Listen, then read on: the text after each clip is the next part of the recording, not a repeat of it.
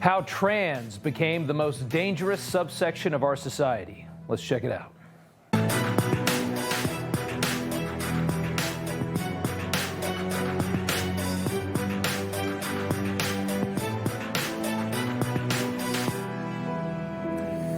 Welcome to Rob Schmitt Tonight. This morning, reports of a shooting at a Catholic school in Minneapolis began to pour in. The details were horrific. Someone had opened fire on little kids at a welcome mass, the start of school.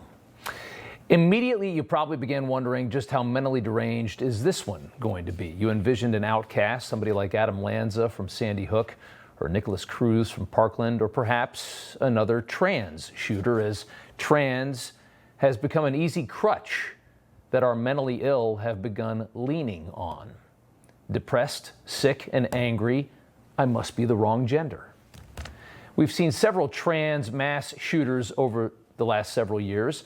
Today, we added one more. Robin Westman, formerly Robert until a name change 5 years ago, 23 years old, killed himself after killing 2 little kids and injuring 17 other people, firing a rifle through a stained glass window into Annunciation Catholic Church in Minneapolis. A very creepy YouTube video was found by Westman, posted showing his cache of weapons. His rifle said, "Kill Trump" on it. He's breathing heavily. He's talking in a bizarre voice. This was a very deranged person. And state and city leaders immediately began to blame guns as the problem for this. The mayor of Minneapolis mandated that nobody talk about the fact that the killer was trans. I have heard about a whole lot of hate that's being directed at our trans community. Anybody who is using this as an opportunity to villainize our trans community or any other community out there has lost their sense of common humanity. Don't want to talk about this at all. Let's go back to the list of shooters here. These are the trans shooters that we've had in the last 7 years. Audrey Hale killed 6 at the Covenant School in Nashville, including 3 little kids, the most notorious on the list until today. You remember that one. But each killer was mentally sick. You also remember how hard our government tried to conceal who she is and her motives behind it. And perhaps more than to blame themselves, the killers, perhaps it is to blame the culture that we have and how we've chosen to handle an obvious mental disorder by feeding into it, pretending it's okay to question your gender, and giving kids access to drugs and surgeries to change their gender and destroy their lives, validating their disorder like this. Are hoping that we can have gender-affirming care for our trans kids. Let's be clear. This is life-affirming and life-saving health care. If young people lose access to the care that they need, that they have no doubt that transgender youth will die. Minnesota ranks the highest per capita for being a safe haven for transgender individuals in Minnesota. The left is validating something very toxic and then vilifying those that choose not to. Demonizing people who say, no, you're not a girl, you're a boy. People that say, no, my son is not a girl because he claims to be at 5 years old after reading junk literature at his woke elementary school. They vilified common sense. The left has turned common sense on this issue into a threat against their humanity. That's how toxic they are. Here's how it sounds, starting with Minnesota's Keith Ellison earlier this week. And we have sued them for gender-affirming care. Yes, we are not going to scapegoat our transgender community.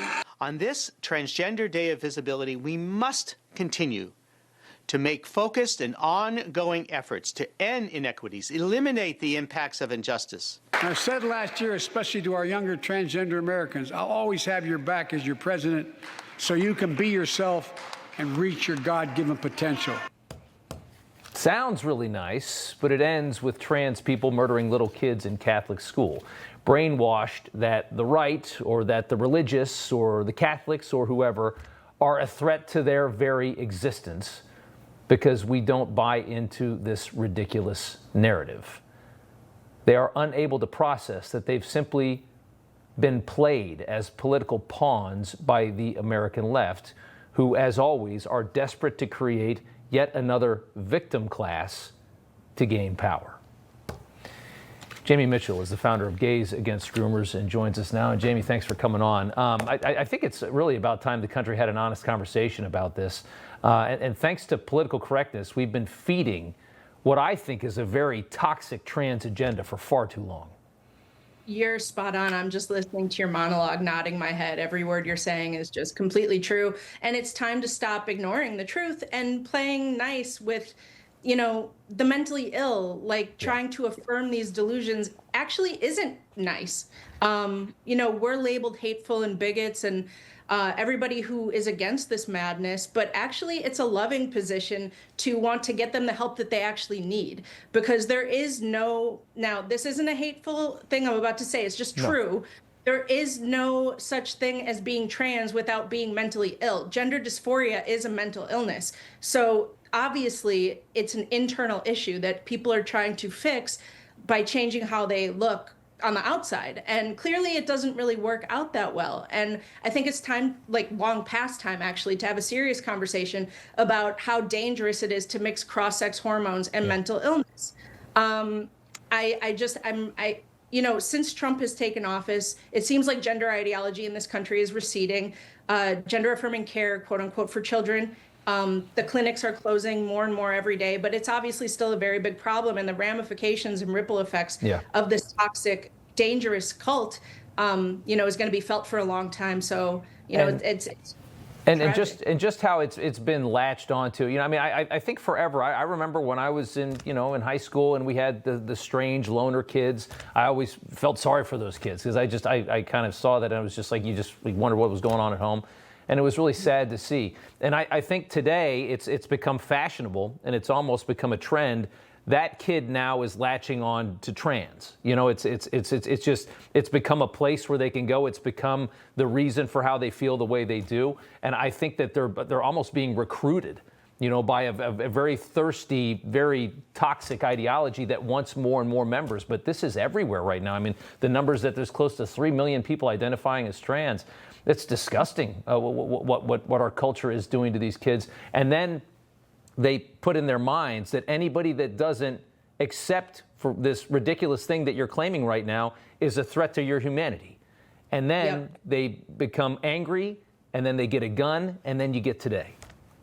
That's exactly it. It is radicalizing them. The truth is, you know, propaganda is so strong that these people that are already dealing with so much like inner turmoil and angst and battling constantly, they're being told, force-fed basically, that people that are trying to protect them and stand up for them and help them are actually out to get them and destroy them. And so, yeah, it's a deadly combination between the cross-sex hormones, the mental illness, and the propaganda. You know, it's just, we see patterns over and over again. This keeps happening. And while you said there's 3 million trans Americans, that still is such a small number. It's less than 1% of the population. And yet we keep seeing these dangerous, violent, murderous acts being committed by these transgender individuals, and most of them are young. I don't know if your audience knows this, but it was revealed that, you know, his real name is Robert before he transitioned to Robin. His parents changed his name, helped him change his name legally at the age of 17. So he's been, like you mentioned, 5 years ago, I believe. So he's been transitioning since he was a minor. You know, and I'm not saying all parents are bad that do this. I think a lot of parents are misguided and trying to help. They're lied to. They're blackmailed, emotionally blackmailed by doctors saying, would you rather have a living daughter or a dead son? And so it's all compounded, and it's got nowhere to go. It's going to end in disaster, and that's what happened today, unfortunately. It's so sad. Yeah, the doctors, the medical community all bought into this. The shrinks have bought into this. It's everywhere, and everybody's trying to. There was, for years, there's been a push to turn your kids trans. If they're even leaning towards it, they're getting pushed in that direction by these woke healthcare officials. Really, really terrible stuff. Jamie, thanks for joining us. We do appreciate it. All right, moving on here to Trump's crime crackdown and some numbers that the left absolutely despises tonight. A new Associated Press poll finding 53% of Americans support the president on law and order and handling crime. 53%. That's a really good number with anything on Trump. The narrative that Trump is a dictator attempting to take over cities for his own gain, almost nobody is buying that. Americans are loving the improved quality of life, especially inner city Americans, because who in their right mind wants to live in a migrant-filled city full of graffiti and crime? Nobody wants to live that way. Here was the president at Tuesday's cabinet meeting. So the line is that I'm a dictator, but I stop crime. So a lot of people say, you know, if that's the case, I'd rather have a dictator. But I'm not a dictator. I just know how to stop crime. Something else. The move to federalize D.C. and now threatening to clean up other major cities has been brilliant on two parts. First, he's moving black inner city residents and voters toward the Republican Party, evidenced by the countless sound bites and videos, interviews on local TV of inner city blacks loving a safer Washington, D.C. And in Chicago, people begging for Trump to come and do the same. Inner city residents. Secondly, Trump is forcing left-wing imbeciles to jump on television and beg him not to come and make their city safer. Take a listen to this Minnesota Democrat on Monday telling Americans that they, Americans, don't really care about violent crime like carjackings. Issues voters care about. Where does Trump go? Migrant crime, carjackings, the really lurid, awful stuff that is a crazy, crazy visual. Don't take the bait in talking about migrant crime or carjackings or the things that actually don't matter to that many Americans. How in the world does she even have the right to get up and speak in front of a crowd of Democrats? That is a terrible politician. She doesn't care because she hasn't had a 16-year-old run up and jam a gun into her eye socket and demand her car keys before pistol whipping her to the ground and stealing her Honda. So it's fine for her. She lives in a nice neighborhood. 81% of Americans see big city crime as a major problem. The people like her don't deserve to be in office. 81% agree that this is a big problem. That spans all political parties. And people like her can only survive in this hyper-corrupted, dark blue municipalities, these places where she exists, incredibly delusional and completely untethered from reality and her own constituents. But credit where it is due. D.C.'s Mayor Muriel Bowser today admitting that the federalization of her own city is working like a charm. The difference between this period, this 20-day period of this federal surge and last year represents a 87% reduction in carjackings in Washington, D.C. We know that when carjackings go down, when the use of gun goes down, when homicide or robbery go down, neighborhoods feel safer and are safer. All right, former New York Mayor Rudy Giuliani knows a lot about crime, how to solve it, how to fix these cities, and he joins us now. And Mr. Mayor, good to have you back on the show. How ridiculous do these Democrats that are running around out here telling people that they don't have a crime problem in these big cities and that Trump is bad for doing what he's doing? How bad politically do they look in this moment? They actually, getting a little more basic about it, Rob, they look very bad as human beings. Yeah. I mean, we talk about other political problems like economic ones, tax ones, jobs ones, but ones that have to do with war and crime really have to do with life and death. And I'm not exaggerating in the slightest. You know what the best approach to crime is? It's really simple. Look at everything the Democrats have done in the last 4 or 5 years and do the opposite. Because they've actually turned around every one of the programs that I began becoming very familiar with in 1981. And it was a brilliant program. I'm a participant in it. I was the best example of its working on a large scale, but I'm not the sole architect of it. James Q. Wilson, Professor George Kelling, my police commissioner, Bratton, my other police commissioners. I can go on and on. A lot of President Reagan's administration. People don't realize that the agenda of the 1990s came from the Attorney General's Task Force on Violent Crime report in 1983. You can find almost everything in there, including the 1994 bill, the career criminal program. Do you think that They reversed all of that. Yeah. They reversed it all. Oh, it's psychotic what they've done, and I wonder if you think that is this gonna change them? Are we gonna watch the left have to recalculate how they look at law and order and crime? Because I feel like they're committing political suicide. At some point, they have to wake up, right? Yeah, I mean, I think they're on an issue with crime that, you know, they've surprised me a lot, and we've surprised me a lot. Things happen you don't anticipate. I do not believe that human beings are going to give up their desire for safety. No. Just because of the Marxism of the idiot party. Yeah. Or because a fool like the mayor of... I mean, you had a line the other night that I'm still laughing about and repeating all the time when you said that the mayor, that Chicago picked the stupidest person in Chicago to be mayor. I think it's true. By the way, it's not a joke. No, it's not. It's not a joke. And it was the same thing with de Blasio. Was the same story in New York. It's like, I don't know where we find these people. And they did it twice. Yeah. So the reality is, the crime that we have, like we had in 1992 when I became mayor, 93 when I became mayor, which, by the way, was 5 times what it is now. Yeah. Was a product of democratic, liberal policies and programs. It wasn't about the breakdown of the society. It wasn't about poverty. Poor people don't commit crimes. Poor people commit crimes if they're in the wrong environment, if they're taught the wrong lessons, if they're... the poor immigrants that came over to the United States, starting in about 1850 to 1920, didn't commit crimes. Yeah. They went to work. Yeah. I mean, they were poor as hell. It's a culture. During the Depression, they were poorer than anybody we've ever experienced. They didn't commit... It wasn't a big crime wave. It's a culture problem, is what it is. Mr. Mayor, we appreciate you. We appreciate you coming on. And we appreciate you, Rob. Yeah. You're one of the very best, by the way. Thank you, sir. We appreciate it. All right, so let's talk to somebody that knows really well how much Washington, D.C. has changed. Maria Rusciano owns Menomale Pizzeria in Washington, and she joins us now. Maria, thanks for coming on. Tell us just, as a regular person, no agenda here, what does D.C. look like 2 weeks later after this federalization began?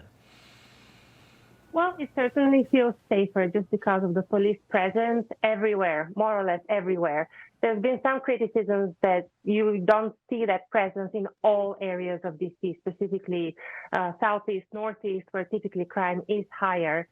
But it does, it does feel safer, and the perception of it being safer is definitely out there, which I hope will drive more people to the city and to our restaurants. Your restaurant ever have any problems in the past?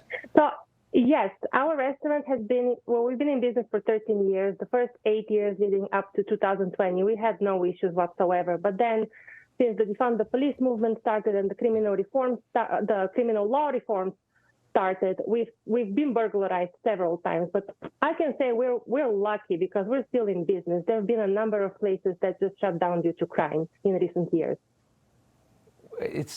What is your message to those that? To politicians that say that there is no crime problem, that the president is inventing this, that he's just making this up as a power grab. What do you say to them? Well, I say to them to look back to 2023 and just realize that this is really an issue that has bipartisan support. In 2023, we had actually Congress and President Biden block D.C. Council law that seeks to overhaul the whole D.C. criminal code. And they blocked it because it was too lenient on violent offenders. Yeah. And then in 2023, the mayor of D.C., Mayor Bowser, asked for control of the D.C. National Guard to help boost her public safety efforts. So it's nothing new. It's just, I think, because Trump is doing it, it's unpopular, but really it has bipartisan support. Next time I come to D.C., I'm going to come get a pepperoni pizza. Maria, thank you so much. We appreciate it. Sounds good. Thank you. Good to see you. Kennedy pledges to reveal the cause of autism in a matter of days. Senior White House advisor on MAHA, Callie Means, is up next. Certain interventions now that are clearly, almost certainly causing autism. We'll have announcements as promised in September. We're finding certain interventions now that are clearly, almost certainly causing autism. The Health Secretary Kennedy there says in a matter of days, they're going to reveal and we'll know what is certainly causing autism. A hint there, he says intervention. He said that a couple of times, which is something designed to prevent disease and protect your health, right? An intervention. Kennedy revealing the agency has found interventions that are almost certainly causing autism, teasing the full findings to be presented sometime in the next month. It's an uncomfortable conversation to talk about, but something has been causing a dramatic uptick in autism for the last few decades. We all know it. We all see it. Just listen to Kennedy and the president talking about the shocking numbers here. Oh, it's gone from less than 1 in 10,000 in 1970 to 1 in 12.5 boys. Think of those numbers. So there has to be something artificially causing this, meaning a drug or something. So 1 in 10,000, and now it's 1 in 31 or 34 or 12 if it's a boy. Can you imagine that? Can you imagine that? And a lot of people don't want to have this conversation. The previous government did not want to have this conversation. Callie Means is a senior White House advisor on MAHA, and he joins us now. Callie, good to see you. I felt like when they made this announcement earlier in the spring that they kind of already knew. I think they certainly know now. He said intervention. That to me sounds something like a vaccine. Is there any hints that you can give us about which way this is looking? I can tell you, Rob, we are all very, very excited about these findings coming out, and I know President Trump is excited. I don't want to get too ahead of what the NIH is going to release, but I do want to say, stepping back, you're right, this is controversial. Just coming here reading articles saying that it's invalid to ask why more than 1 in 20 boys in the United States now have autism. And interestingly, what the medical establishment is saying is that autism is tied to genetics. Clearly there's something happening, not just autism, but obesity, diabetes, kidney disease, cancer. We have the highest rates of cancer rates in the world.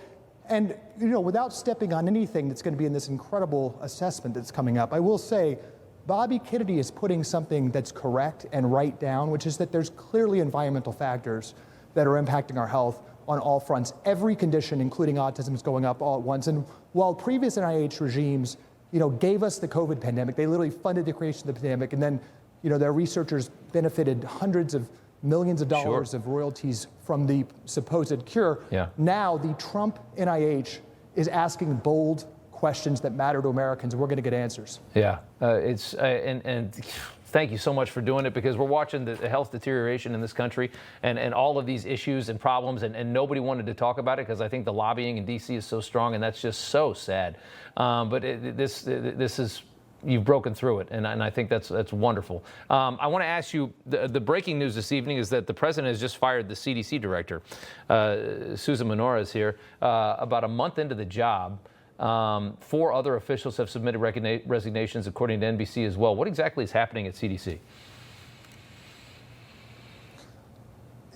What's happening is we are on the verge of the greatest reforms to our health and food systems in modern American history. I'm here in Texas right now. Secretary met with the governor, passed legislation to remove soda from SNAP, to remove artificial food dyes, to improve labeling for food. We are winning. I don't want to speak about specific personnel matters. What I can tell you is that Bobby Kennedy and President Trump are lockstep in having a generational team around Secretary Kennedy that's going to achieve these generational results, which we are seeing, and lobbyists are fighting hard against. I know that they are, and I knew there'd have to be some firings, there'd be a lot of messes made if you're going to clean this thing up. I mean, that just comes with the territory. Well, Secretary Kennedy's taken over the largest government department in all of human history. The HHS has the largest budget, and we're facing generational stakes. We have the sickest country in the developed world. We spend 4 times more on healthcare than many leading countries. Of course, changes are going to be made, and Secretary Kennedy and President Trump need the team that's going to carry out this agenda. But we are winning. Just today, Secretary Kennedy announced that he is bringing med schools to the table and requiring them to now teach nutrition. You wouldn't believe this, but 75% of med schools right now do not even require a nutrition course. So we are winning every single day. This is a very complicated department. But Secretary and President Trump are getting things done and getting the right team around them. You sound like you're invigorated by how this is going, which, I think a lot of people thought that it was going to be really hard to make big changes in this department. We have reformed SNAP. We're taking soda and candy off of SNAP. We have reformed the GRAS standards, which allowed the food industry to self-police what's in our food. That's no longer. We're going to have generational nutrition guidelines coming out. Those have been corporate captured for 30 years, giving us the food pyramid, which still recommends ultra-processed food and sugar to 2-year-olds. We are going to have transformational front-of-pack food labeling. We are reforming the vaccine system, vaccine injury. We are going step by step through the promises made during the campaign. And in the first year, we are going to make progress on every single thing Maha voters expected. Yeah, I remember the night when Trump brought Kennedy out, and I said, this is going to be something. This is going to be really interesting to watch. Callie Means, you were there for just 1 year ago, and yeah. It's been quite a year. I know, and he talked about you that night too. Callie, thanks for coming on. You had a big week in Texas as well. Thank you for that. We appreciate it. Thanks, Rob. Cracker Barrel caves and the stock recovers. Carrie Lake is next.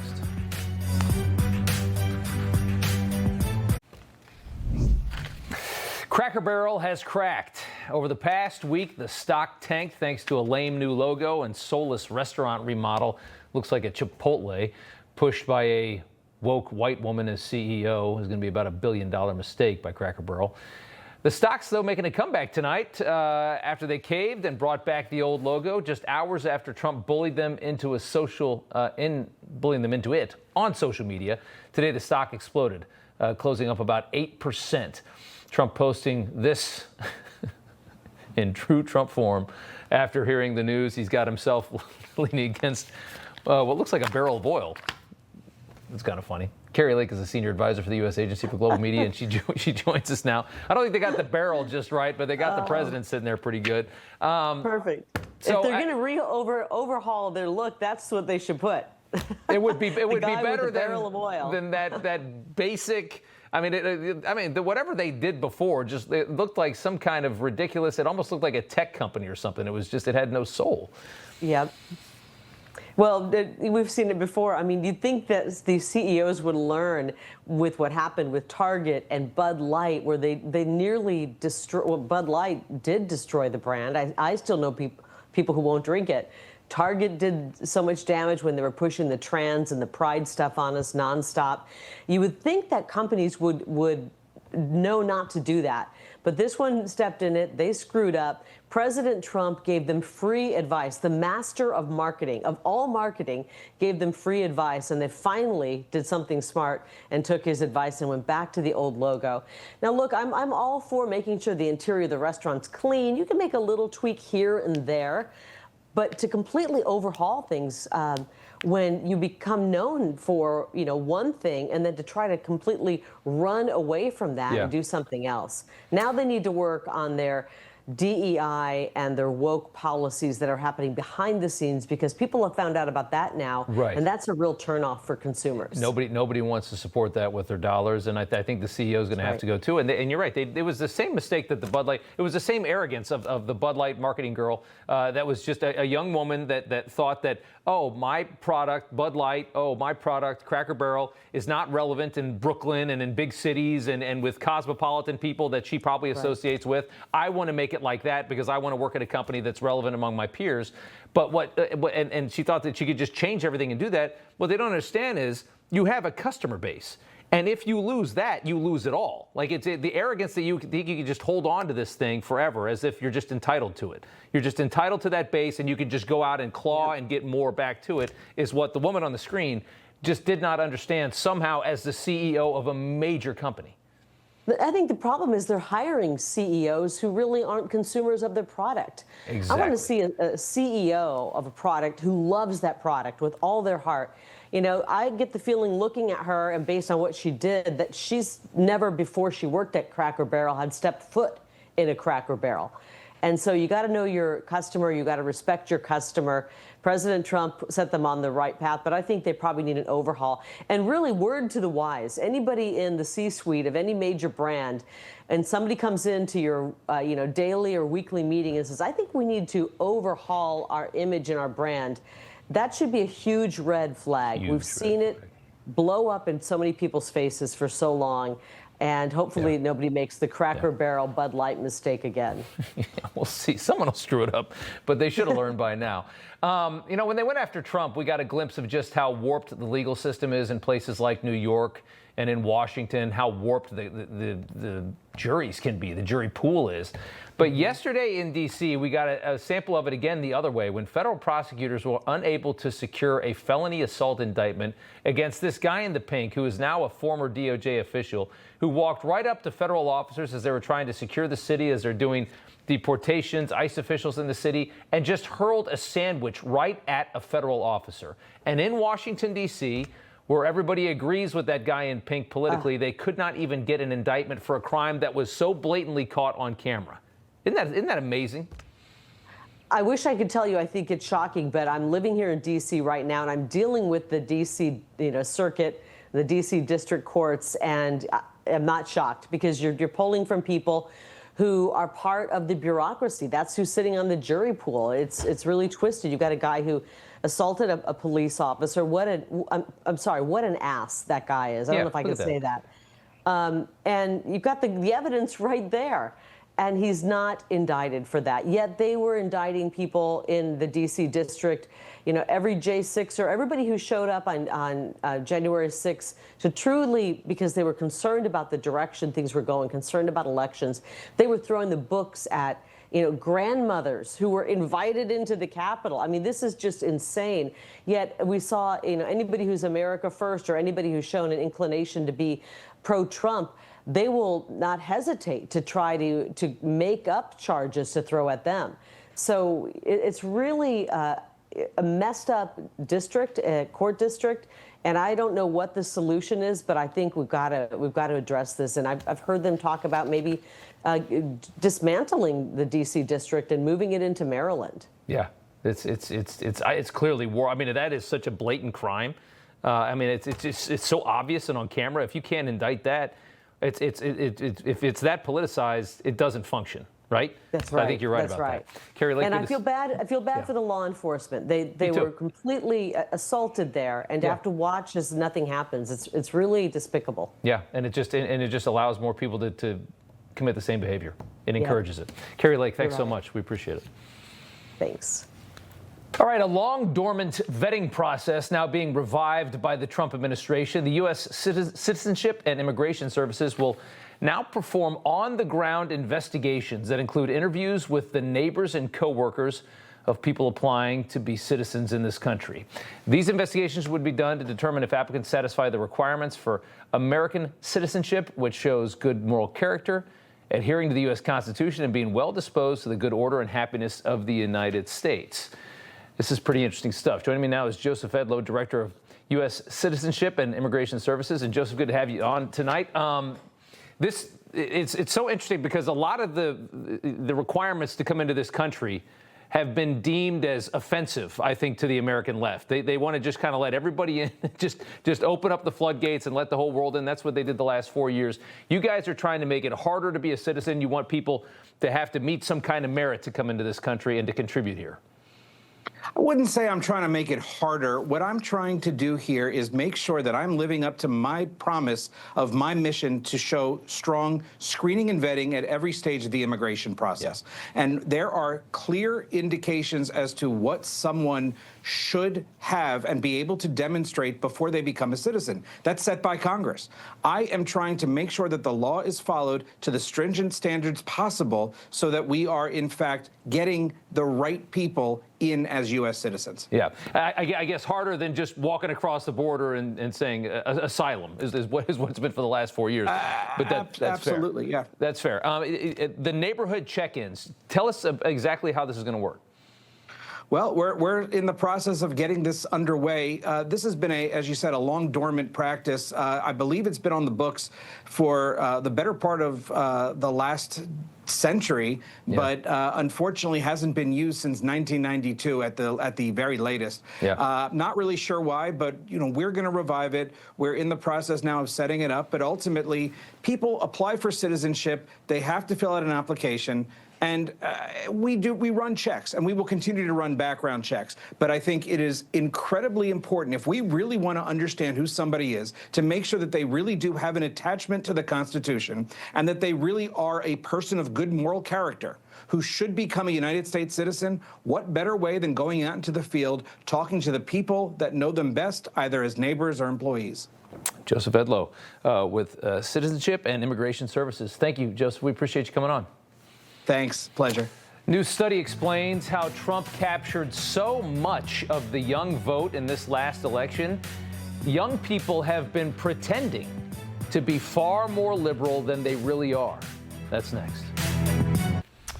So you're curious how Trump overperformed so dramatically with young people in the last election? Here's a really good indication how it happened. A study done by researchers at Northwestern found 88% of college students said they pretended to be more progressive than they actually are to succeed academically or socially.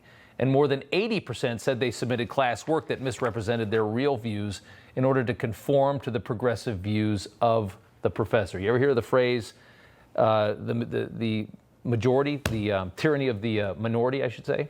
That's what it is. Small group of people controlling how everyone else thinks.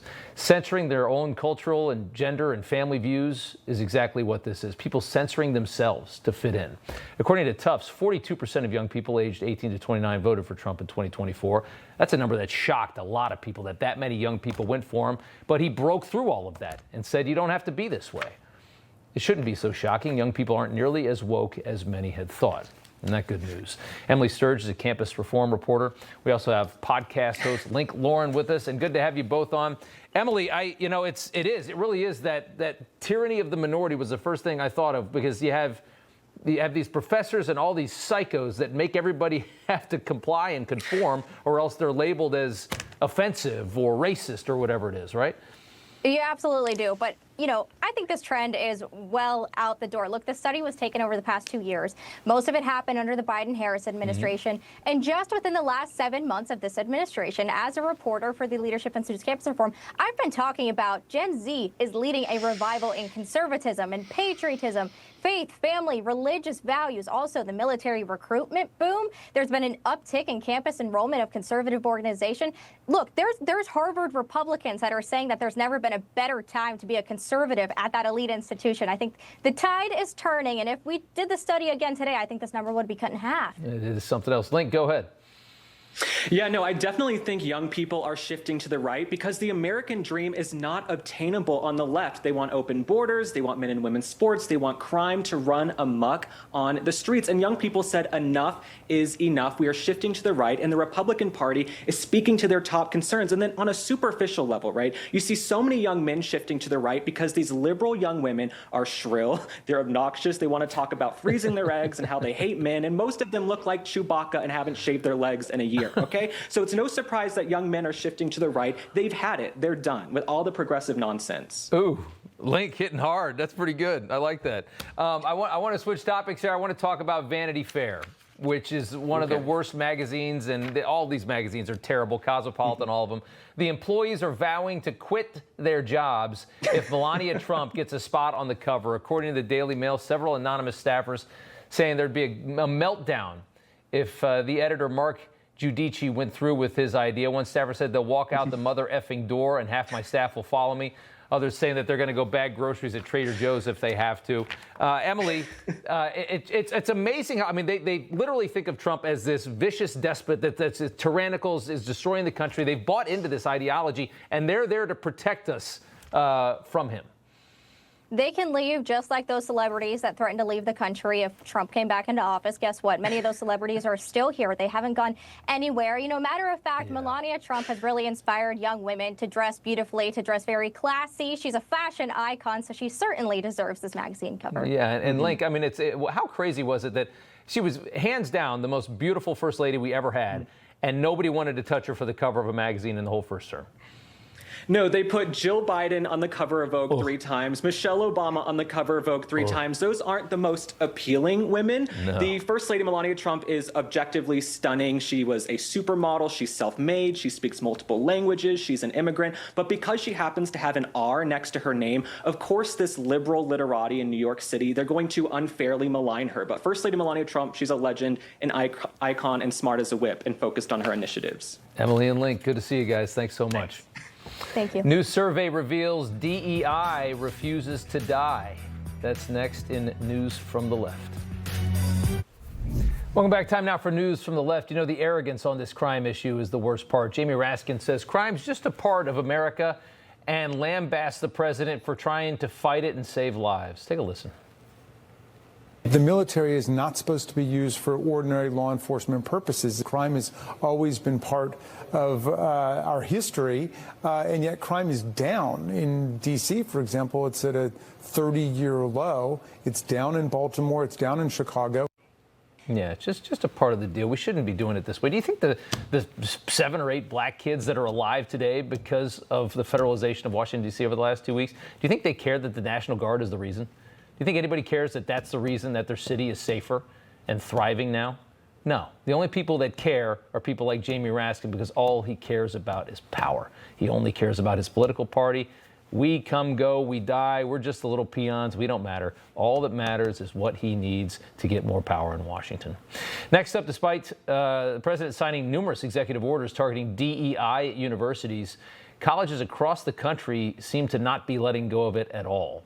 A new analysis released by Heterodox Academy reviewed more than 10,000 job ads from 2024 to 2025 for faculty at colleges, found that 22% of them asked for DEI-related materials in the ad. Private universities at the top at 28%, 19% for public institutions. They don't want to give that up. Hopefully somebody in the White House sees this story or saw that report and doubles down on their efforts to get rid of that, because that is bad news, that stuff. And finally, the president tearing into Chuck Schumer, calling him yet again. My favorite line that he has had in a couple years is that he calls Chuck Schumer the Palestinian senator, which is priceless for a New York Jewish senator, saying he looks a lot older lately. Take a listen to this. Poor stupid Chuck Schumer, the guy. He looks like he's aged 100 years. He's not the same man. He's finished. He aged 20 years. He's become a Palestinian, by the way. We call him our great Palestinian senator. Great Palestinian senator. Schumer's been making a lot of noise on Twitter lately, trying to act fresh and young, too, and it's not really rebranding him very well. Rubio cracks a good one next. A little update here. We reported tonight that the CDC director, Susan Menares, had been fired by the president, but tonight her new lawyer, Abe Lowell, says that that is untrue, claiming that she was not fired, nor did she resign. But at the same time, she has Abe Lowell representing her, so obviously something is going on. It's the same thing that Lisa Cook over at the Fed did. I think she's barricading herself inside the building and refusing to leave. All right, we'll update that tomorrow, of course. And as Labor Day weekend approaches, wanted to show you this hilarious moment from yesterday's cabinet meeting. Marco Rubio had the line of the day. First of all, everyone's made this comment already and needs to be echoed again. You were elected as the president of working Americans, and that's why this Labor Day is so meaningful. For me personally, this is the most meaningful Labor Day of my life as someone with 4 jobs. And so... 4 jobs. Rubio's the Secretary of State, kind of a big job. National Security Advisor, kind of a big job. He's the U.S. Archivist, and he's the head of U.S. Aid as well. He's working harder than he's ever worked in his life. Infinity's next. We'll see you back here tomorrow night.